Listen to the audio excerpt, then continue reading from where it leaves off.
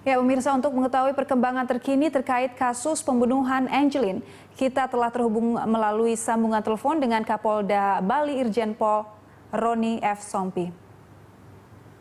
Pak Roni, selamat malam. Selamat malam, Mbak Dora. Ya, Pak Roni, bagaimana perkembangan terkini terkait penyelidikan kasus pembunuhan Angelin? Ya, jadi sejak anak buah saya, penyidik Polresta Denpasar, menemukan jenazah Angelin di belakang rumah kediaman orang tua angkatnya.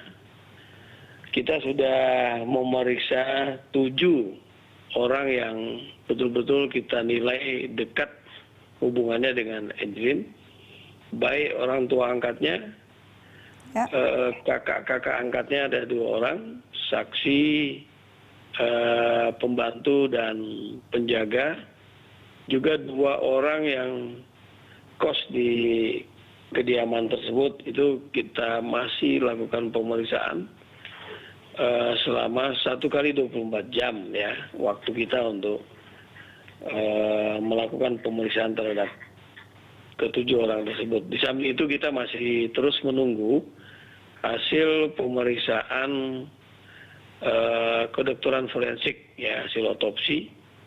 Jadi walaupun dari dokter Rumah Sakit Sanglah sudah menyampaikannya ke media, namun kita belum mendapatkan secara resmi hasil otopsi tersebut, sehingga kita masih menunggu hasil otopsi yang mereka peroleh untuk kita cocokkan dengan pemeriksaan yang kita lakukan. Demikian juga hasil pengolahan tempat di mana ditemukannya jenazah Angelin, juga hasil pengolahan di kediaman rumahnya Angelin. Itu semua masih berproses. Artinya kita belum sampai kepada sebuah kesimpulan awal untuk bisa kita jadikan pedoman melakukan kegiatan-kegiatan proses penyidikan ini secara berlanjut. Demikian, Mbak Dora. Ya, Pak Roni, sejauh ini sudah berapa tersangka yang ditetapkan dalam kasus pembunuhan Angelin? Saya belum menerima laporan dari Kapolresta Denpasar ataupun Direktur Reskrim Umum Polda tentang penetapan tersangka. Jadi sampai saat ini mereka belum bisa menyimpulkan dan menetapkan seorang tersangka. Kalaupun ada hal-hal yang sudah mereka peroleh, tapi belum mengerucut sampai menetapkan seorang tersangka di antara 7 yang sudah diperiksa hari ini. Begitu, Mbak Dora. Ya, ada informasi tersangka adalah pembantu rumah tangga, begitu Pak Roni? Saya belum mendapatkan laporan, baru saja sekitar 15 menit yang lalu saya konfirmasi karena banyak informasi yang beredar di media seolah-olah sudah ada penetapan tersangka. Menurut Kapolresta belum ada, mereka belum menetapkan tersangka sampai saat ini.